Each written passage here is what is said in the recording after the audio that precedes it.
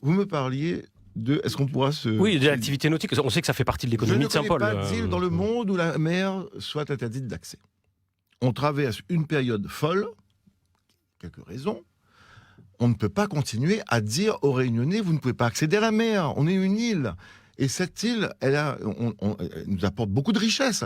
La station balnéaire mérite une très grande rénovation parce que le tourisme, c'est en gros ce qui fait vivre de plus en plus la Réunion. Et on ne peut pas dire aux touristes, venez à la Réunion, vous avez le tourisme vert, vous avez le tourisme bleu, mais vous ne pourrez pas vous baigner.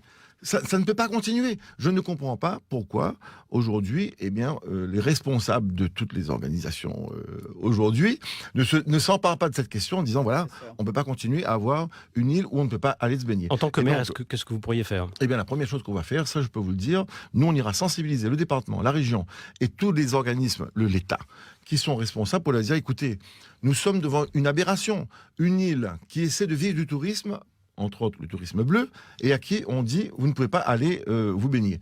On doit résoudre cette question. C'est une question de survie d'un certain nombre d'établissements, d'hôtels, de restaurants, de bars, et on peut pas continuer sur ce mode-là. Vous avez fusionné votre liste avec celle de Jean-François Nativelle, dont c'est le cheval de bataille, on le sait depuis longtemps. Qu'est-ce que du coup vous avez intégré à votre programme sur ce sujet-là ? Parce que lui, il a des idées sur ce sujet. Oui, monsieur Nativelle, vous savez, nous avons travaillé avec lui parce que il faut dire aussi que d'autres ne l'ont pas voulu.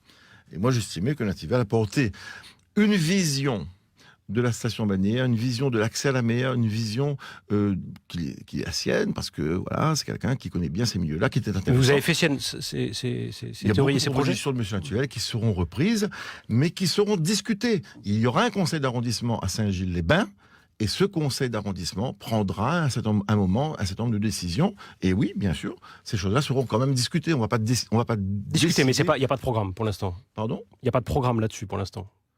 Qu'est-ce que vous dites que ça sera discuté. Ah, mais écoutez, moi je ne ferai rien à Saint-Paul qui n'ait pas été discuté par les gens qui auront à vivre avec nos décisions.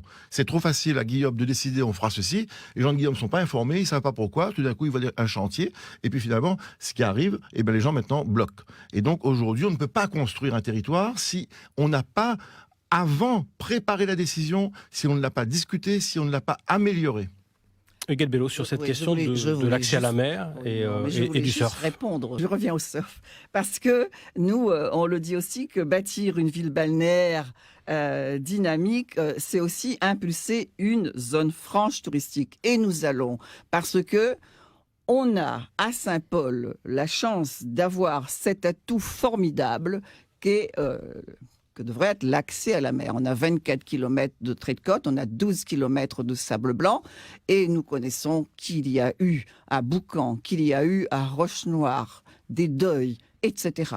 Mais nous voulons ouvrir à la mer, parce que ça n'est pas possible. Ouvrir à la mer pour les Saint-Gillois, ouvrir la mer pour les Saint-Paulois, pour tous les Réunionnais et pour tous ceux qui viennent de toutes les terres du monde. Il faut ouvrir la mer et c'est pour cela que nous allons mettre en place nous avons travaillé avec les associations, des filets, un filet distinct pour la baignade, un filet distinct pour l'exercice de sport nautique. Nous n'allons pas faire comme l'équipe précédente qui a jeté 18 millions d'euros à la mer. C'était dans la presse ce matin, Alain Bénard, ce marché de filets qui risque finalement de coûter cher à la mairie. Un mot très court là-dessus. Vous savez, moi je ne connais pas les détails de cette affaire. Ce qui me compte pour moi, c'est d'avancer. Il est possible que des erreurs aient été faites. Bon, eh bien écoutez, chacun jugera.